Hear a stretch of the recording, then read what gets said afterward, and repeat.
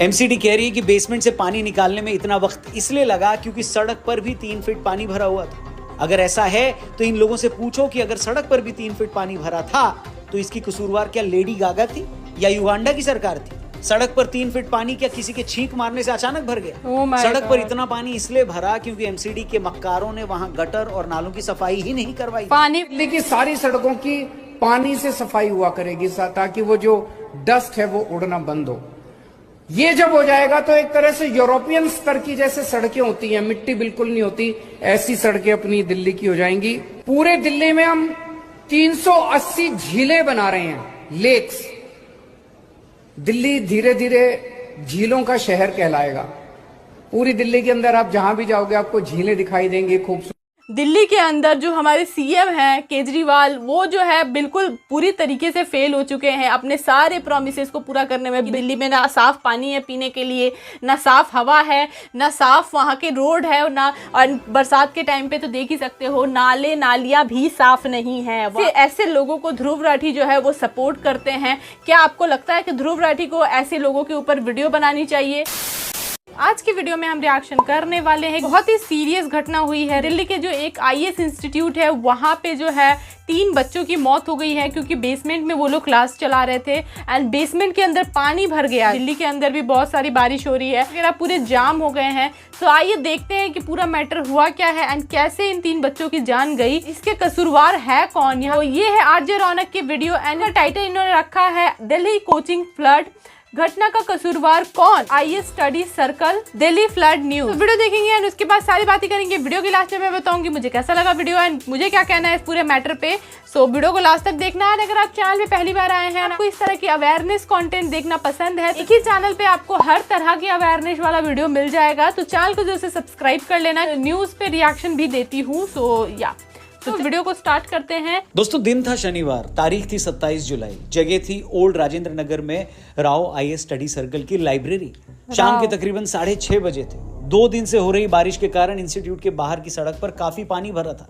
Weekend होने के बावजूद तकरीबन 20 के आसपास एस्पिरेंट्स लाइब्रेरी में पढ़ रहे थे। तभी इंस्टीट्यूट के बाहर तेज स्पीड से एक एसयूवी गुजरती है। एसयूवी निकलने के बाद सड़क पर खड़ा पानी तेजी से इंस्टीट्यूट के लोहे के गेट से टकराता है। पानी के प्रेशर से लोहे का गेट टूट जाता है। सड़क पर मौजूद पानी गेट को चीरते हुए अंदर बेसमेंट में भरने लगता है। अचानक इतना पानी आने से बेसमेंट में मौजूद लाइब्रेरी के बाहर लगा बायोमेट्रिक सिस्टम भी फेल हो जाता है। सारे बच्चे वहां फंस जाते हैं। इससे पहले कि कोई कुछ समझ पाता, बेसमेंट में 8 से 10 फीट पानी भर जाता है। इसके 10-15 मिनट बाद पुलिस को मदद के लिए एक मैसेज किया जाता है।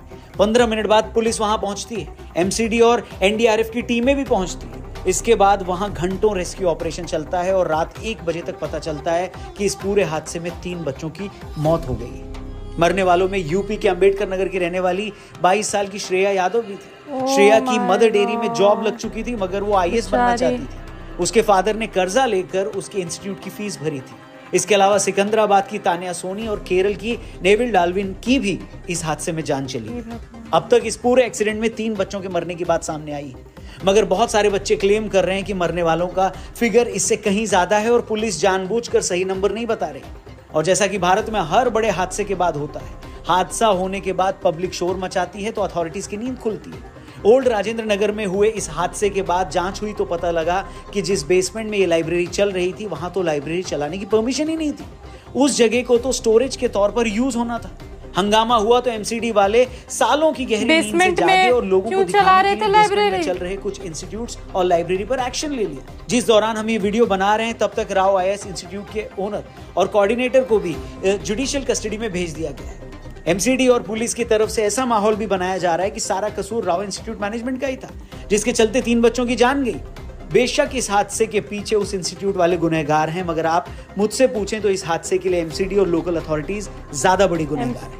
एमसीडी कह रही है कि बेसमेंट से पानी निकालने में इतना वक्त इसलिए लगा क्योंकि सड़क पर भी 3 फीट पानी भरा हुआ था। अगर ऐसा है तो इन लोगों से पूछो कि अगर सड़क पर भी 3 फीट पानी भरा था तो इसकी कसूरवार क्या लेडी गागा थी या युगांडा की सरकार थी? सड़क पर 3 फीट पानी क्या किसी के छींक मारने से अचानक भर गया? Oh my सड़क पर God. इतना पानी इसलिए भरा क्योंकि एमसीडी के मक्कारों ने वहां गटर और नालों की सफाई ही नहीं करवाई। पानी सुनिए फ्लो। इस बच्चे को जो ये कह रहा है कि खुद इसके लैंडलॉर्ड ने कई बार लोकल एमसीडी काउंसलर को कहा था कि भाई नालों की सफाई करवा दो, मगर कोई सुनवाई नहीं हुई। दूसरी बात सर, मैंने अपने मकान मालिक से बात किया, उन्होंने बताया कि वो 10 से 12 दिन से जाकर काउंसलर से यहाँ बोल रहे थे लगातार कि नालों की सफाई कराई जाए, लेकिन वो नालों की कोई सफाई नहीं करा रहे हैं सर। तो यहाँ पे ये जो हमारे काउंसलर्स हैं, ये उनका भी फेल्योर है। हैरानी ये है कि आज दिल्ली में आम आदमी पार्टी की सरकार है, एमसीडी पर आम आदमी पार्टी का कब्जा है, दिल्ली की मेयर भी आम आदमी पार्टी की है, जिस ओल्ड राजेंद्र नगर में हादसा हुआ वहां के एमएलए भी आम आदमी पार्टी के हैं, मगर बावजूद इसके कि इस घटना की जिम्मेदारी ली जाए, उल्टा उनके मंत्री, एलजी और कुछ अधिकारियों को घटना के लिए जिम्मेदार ठहरा रहे हैं। और ये वही आम आदमी पार्टी है जो जब एमसीडी में विपक्ष में थी और दिल्ली की बदहाली के लिए एमसीडी पर कब्जा जमाए बीजेपी को हमेशा जिम्मेदार बताती थी। बोलिए। और आज जब 3 बेगुनाह बच्चे मारे गए हैं, पूरे देश में इस खबर की चर्चा हो रही है, संसद तक में मुद्दा गर्मा गया है, तो एमसीडी वालों को लगा कि चलो इस सड़क के बाहर के नाले को साफ करवा देते हैं। दुनिया में ऐसी कौन सी जगह है जहां लोकल अथॉरिटीज मॉनसून से पहले नालों की सफाई नहीं करवाती? अगर आप इसी मक्कार एमसीडी के डॉक्यूमेंट भी उठाकर चेक कर ले तो उसमें भी लिखा मिल जाएगा कि हमने तो सारे नाले जून में ही साफ करवा दिए। मगर हकीकत ये है कि आज इतना बड़ा हादसा हुआ तो एमसीडी वालों को लगा कि चलो नाले साफ कर लिए जाए। इतना ही नहीं, इन लोगों की बेशर्मी देखिए। ये एमसीडी ऑफिसर बोल रहा है कि नाले इसलिए चौक हो गए क्योंकि इंस्टीट्यूट वालों ने नालों के ऊपर कंस्ट्रक्शन करके उसे ढक दिया था। इस पर जब रिपोर्टर ने पूछा कि आपने इन्हें रोका क्यों नहीं, तो ये निर्लज्ज कुमार कहते हैं, क्या कहते हैं सुनिए। पैसा दे देते हैं, गुंडा धमकाते हैं हमें कहीं से। कौन आपको धमकाते हैं? एमसीडी वालों को धमकाते हैं? बाप रे, सरकार को ही धमका दे रहे हैं। दिल्ली या देश के किसी भी शहर में रहने वाला कौन सा आदमी ये नहीं जानता कि कैसे लोकल अथॉरिटीज रेडी पटरी वालों से पैसा लेती है। आप अपने शहर में देखिए, जिस फुटपाथ पर आम आदमी को चलना चाहिए वहां रेडी पटरी वालों के कब्जे होते हैं। आप किसी पुलिस वाले से पूछेंगे तो कहेगा साहब हमें क्या पता, इन्हें तो अथॉरिटी वालों ने बिठाया। आप अथॉरिटी वालों से पूछे तो वो कहेंगे कि ये सब पुलिस वाले करवा रहे हैं। मेरा सवाल ये है कि जो एमसीडी और पुलिस वाले इन रेडी वालों से हफ्ता वसूलने में एक दिन की भी देरी नहीं करते, क्या इन लोगों को महीनों तक ये पता ही नहीं चलता कि किस इंस्टीट्यूट ने कहां कब्जा कर रखा है? बताइए, क्या इंस्टीट्यूट वाले इतने बड़े गुंडे हो गए हैं कि वो पुलिस और एमसीडी को धमकियां दे रहे हैं? बिल्कुल नहीं। किसे झूठ बोल रहे हैं भैया? किससे? ऐसा बोलकर किसे बेवकूफ बना रहा है? हकीकत तो ये है कि ओल्ड राजेंद्र नगर से लेकर मुखर्जी नगर तक, पटेल नगर तक, जहां कहीं भी बेसमेंट में कोई इंस्टीट्यूट चल रहा है, लाइब्रेरी खुली है, अवैध कब्जा हुआ है, ये सब इन लोगों की मिली भगत से ही हुआ है। इस इंस्टीट्यूट के जिस बेसमेंट में बिना प्रॉपर परमिशन के लाइब्रेरी चल रही थी, उसे लेकर एक स्टूडेंट ने भी 26 जून को ही एमसीडी को इसकी शिकायत की थी, मगर कुछ नहीं हुआ। मैं पूछता हूं, अगर आप अब जाकर इंस्टीट्यूट पर कार्रवाई कर रहे हो तो करो, वो होनी भी चाहिए। उसके मालिक को जेल भी जाना चाहिए। पे भी कार्रवाई करनी चाहिए। कौन करेगा कि अगर एमसीडी को महीना भर पहले इस लाइब्रेरी के बारे में कंप्लेंट मिली थी, जितने भी लोगों ने पैसे खा के ये सारी चीजें की है ना, क्यों नहीं हुआ? क्या किसी अधिकारी ने वो कंप्लेंट देखी भी या नहीं देखी? नहीं देखी तो भी सवाल बनता है। देखकर अनदेखा किया तो उसने ऐसा क्यों किया? जिसने भी ऐसा किया उसका नाम सामने लाया जाए, उसके खिलाफ एफआईआर दर्ज की जाए। मेरी नजर में 1 महीना पहले वार्निंग मिलने के बाद, शिकायत मिलने के बाद भी अगर एमसीडी या पुलिस ने उस पर कोई एक्शन नहीं लिया तो असली गुनहगार वही लोग। अगर ये सफाई लगभग 15 से 20 दिन पहले मानसून के आने से पहले की गई होती तो शायद ये दर्दनाक हादसा नहीं होता। ओल्ड राजेंद्र नगर के इस एक्सीडेंट को आप इसलिए भी नजरअंदाज नहीं कर सकते क्योंकि ये घटना कोई एक्सेप्शन नहीं है। फैक्ट तो ये है कि ओल्ड राजेंद्र नगर में जो हुआ वैसा एक्सीडेंट इस एरिया में कभी भी और कहीं भी हो सकता है। खुद बच्चों का ये कहना है कि इस एरिया में 95% लाइब्रेरी बेसमेंट में चलती है। 10 मिनट बारिश आती है कैसे तो जा रहे देखो यार, जगह जगह बिजली के खुले तार मिल जाएंगे। अभी पिछले महीने ही पटेल नगर में नीलेश राय नाम के 26 साल के एक एस्पिरेंट की मृत्यु हो गई। ये लड़का कोचिंग के बाद अपनी पीजी में जा रहा था, सड़क पर बारिश का पानी भरा था, तभी इसका पैर फिसल जाता है। खुद को गिरने से बचाने के लिए जिस लोहे के गेट को पकड़ता है, उस गेट से एक बिजली की खुली तार टकरा रही थी। जैसे ही नीलेश ने खुद को गिरने से बचाने के लिए उस गेट को पकड़ा, उसे जोरदार झटका लगा और उसकी मौत हो गई। मैं आपसे पूछता हूँ, किसी देश का इससे बड़ा दुर्भाग्य और क्या हो सकता है जहां उसके बच्चे सड़कों पर करंट खाकर मर रहे हैं? वो बच्चा कल को आईएएस भी बन सकता था, जयशंकर जी की तरह कोई बड़ा डिप्लोमेट भी हो सकता था, अपने टैलेंट से देश और सोसाइटी का भला कर सकता था। अगर वो कामयाब हो जाता तो उसके परिवार की सूरत बदल जाती, उसके माँ बाप के सालों की स्ट्रगल सफल हो जाती। मगर इस देश में जान की कीमत ये है कि उसके सिटीजन, उसके बच्चे सड़कों पर करंट खाकर मर रहे हैं। और जो मक्कार अथॉरिटी वाले हर शाम किसी से उगाही करने में आधा मिनट की भी देरी नहीं करते, इन लोगों को महीनों तक ये पता भी नहीं चलता कि कहां पर गड्ढा खुदा है, कहां पर बिजली की नंगे तार लटक रहे हैं और कहां पर कोई एक्सीडेंट हो सकता है। हर किसी को जैसे तैसे 2 नंबर का पैसा बनाकर अमीर होना है। और जैसे ही ओल्ड राजेंद्र नगर जैसा कोई हादसा होता है, रातों रात इनके सपने में ब्रह्मा जी आकर इनको बता जाते हैं कि ऐसे 7 इंस्टीट्यूट और चल रहे हैं, वहां जाकर कार्रवाई करो, और ये निर्लज्ज कुमार वहां पहुंच जाते हैं। इसी तरह पिछले साल 15 जून को मुखर्जी नगर की ज्ञान बिल्डिंग में आग लगने के बाद 300 बच्चे फंसे थे। 60 बच्चों को उस हादसे में चोटें आई थी। किस्मत थी कि किसी की जान नहीं गई। इस एक्सीडेंट के बाद फिर दिखावे के लिए कुछ कोचिंग सेंटर्स पर कार्रवाई की गई, मगर इसके बाद फिर पिछले साल दिसंबर में एक गर्ल्स पीजी में आग लगी थी। तब भी 35 लड़कियां फंसी थी, तब भी बड़ी मुश्किल से उनकी जान बची थी।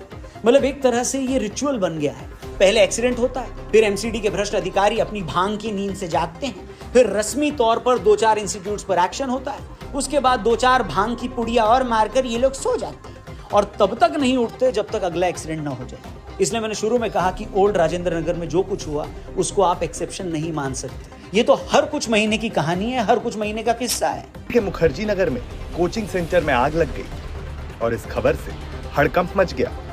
आग की लपटों ने ऐसा भयानक रूप लिया कि कोचिंग सेंटर में पढ़ने वाले छात्रों को छत से रस्सी बांधकर नीचे आना पड़ा। आप इस एरिया में रहने वाले किसी भी बच्चे से पूछिए, या चाहे तो खुद वहां पर होकर आइए। हर इंस्टीट्यूट में सिर्फ मोटी फीस की लालच में भेड़ों की तरह बच्चों को भेड़ बकरी की तरह ठूसते हैं, उनसे मोटी फीस ली जाती है। जिस इंस्टीट्यूट में यह हादसा हुआ, अगर आप उसकी वेबसाइट पर जाएं तो पता चलेगा ये लोग बच्चों से कितना मोटा पैसा लेते हैं। सेंटर की वेबसाइट के हिसाब से ये लोग प्रीलिम्स और मेंस की 1,75,000 रुपए फीस लेते हैं। इसके अलावा हर ऑप्शनल सब्जेक्ट की 55,000 रुपए फीस ली जाती है। मतलब इतनी मोटी फीस के बावजूद बच्चों की सिक्योरिटी और सेफ्टी को लेकर इन लोगों का कोई कंसर्न नहीं है।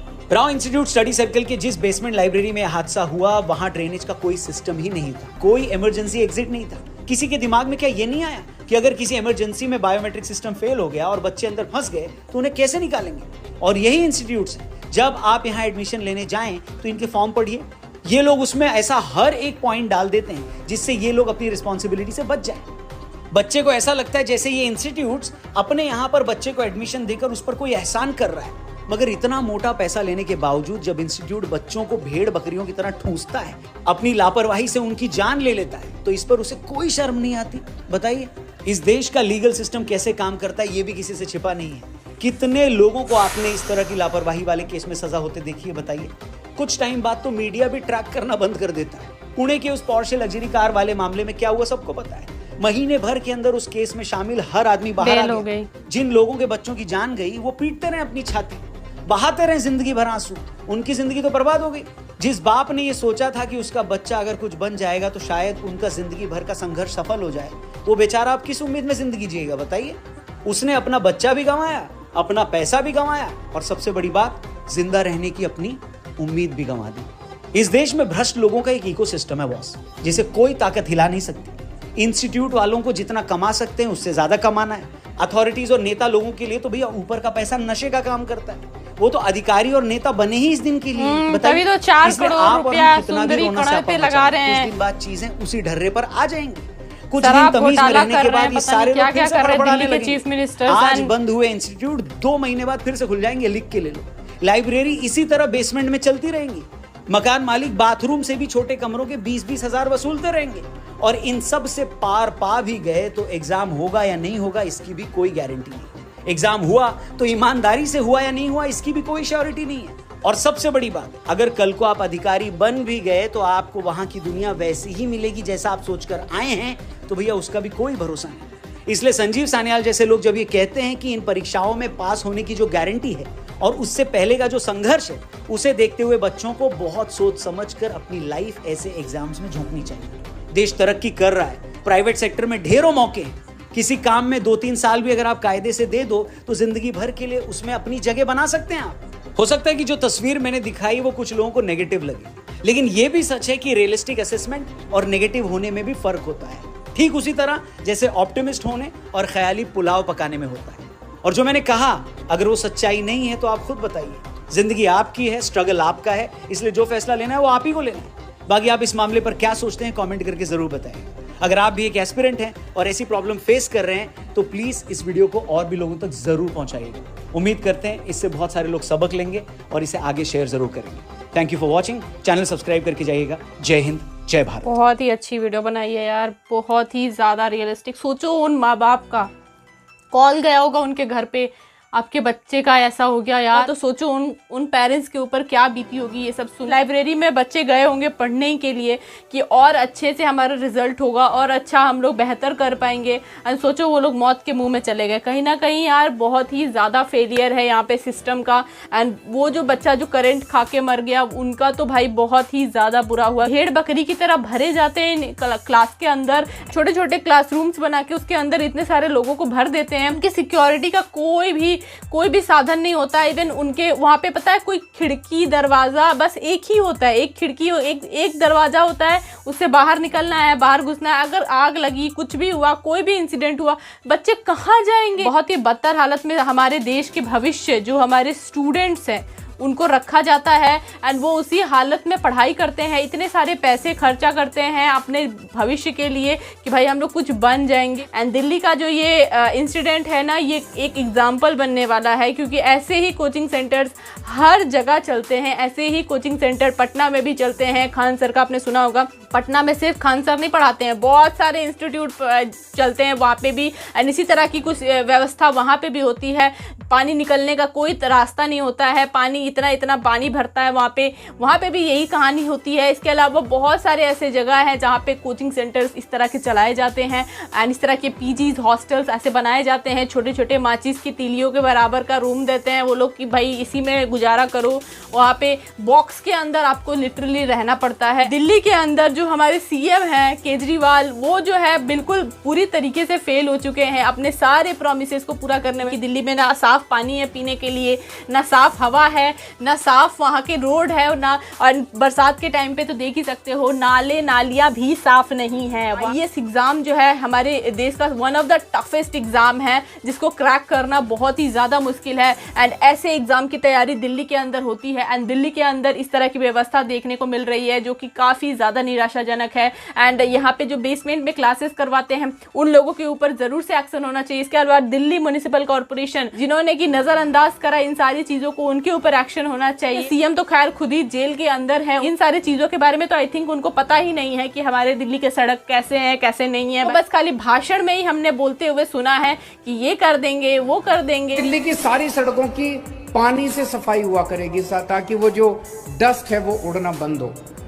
ये जब हो जाएगा तो एक तरह से यूरोपियन स्तर की जैसे सड़कें होती हैं, मिट्टी बिल्कुल नहीं होती, ऐसी सड़कें अपनी दिल्ली की हो जाएंगी। पूरे दिल्ली में हम 380 झीलें बना रहे हैं, लेक्स। दिल्ली धीरे धीरे झीलों का शहर कहलाएगा। पूरी दिल्ली के अंदर आप जहां भी जाओगे आपको झीलें दिखाई देंगी खूबसूरत। आप सुनो पहले भाषण उनके सुनना, फिर बात करना। एंड ऐसे लोगों को ध्रुव राठी जो है वो सपोर्ट करते हैं। क्या आपको लगता है कि ध्रुव राठी को ऐसे लोगों के ऊपर वीडियो बनानी चाहिए, उनको इन सारी चीज़ों पे भी वीडियो बनानी चाहिए? अरविंद केजरीवाल के ऊपर कोई आरोप लगता है तुरंत से वो सफाई देने के लिए चले आते हैं, तुरंत से उनके पास रहता है कि भाई दिल्ली के सीएम बेगुनाह है, उनके ऊपर जो है करप्शन के चार्जेस बीजेपी ने जानबूझ के लगाया है, ऐसी बातें करते हैं अपने वीडियो के अंदर। तो अभी इस बारे में उनका क्या कहना है? दिल्ली के सीएम जो है इस चीज़ को कंट्रोल नहीं कर सकते थे? अगर नहीं कर सकते थे तो वो सीएम बने किस काम के लिए थे? तो ये चीज़ को ज़रूर से आप नोटिफाई करना एंड इस चीज़ के बारे में कमेंट करके ज़रूर से बताना कि आपको क्या लगता है कि ध्रुव राठी को इस बारे में बोलना चाहिए या नहीं बोलना चाहिए। एक ट्वीट तक नहीं किया है बंदे ने, आई थिंक वो नींद से नहीं जागे हैं एंड उनके तक ये न्यूज़ जो है वो जर्मनी तक पहुंची नहीं है। I think that's the reason कि वो इस बारे में अभी तक कोई उनकी टिप्पणी नहीं आई है कि दिल्ली में जो ये हादसा हुआ है इसके बारे में वो अवेयर करें लोगों को, क्योंकि वो इंडिया के अंदर कोई भी चीज़ बुरी होती है तो वो तुरंत से आ जाते हैं कि भाई इंडिया में ये बुरा हो रहा है वो बुरा हो रहा है। अभी इस मामले पे उनका क्या कहना है मैं जरूर से जानना चाहूंगी। एंड गलती किन लोगों ने की एंड किन लोगों की वजह से 3 बच्चों की जान गई एंड 3 नहीं कई सारे बच्चों की जान पहले भी जा चुकी है। सो इस वीडियो को शेयर करिए अपने दोस्तों के साथ एंड उन लोगों को भी अवेयर करिए। कोई दोस्त है जो कि इस तरह की गवर्नमेंट जॉब की तैयारी वगैरह करते हैं तो उन तक ये वीडियो पहुंचाइए ताकि वो भी अवेयर रहे इन सारी चीजों से। कि आपको मेरी ये कोशिश आपको अवेयर करने की पसंद आई होगी, अगर अच्छी लगी तो वीडियो को एक लाइक कर देना एंड दोस्तों के साथ शेयर जरूर करना। मैं मिलूंगी आप लोगों से नेक्स्ट रिएक्शन के लिए। Thanks for watching my video guys, bye bye.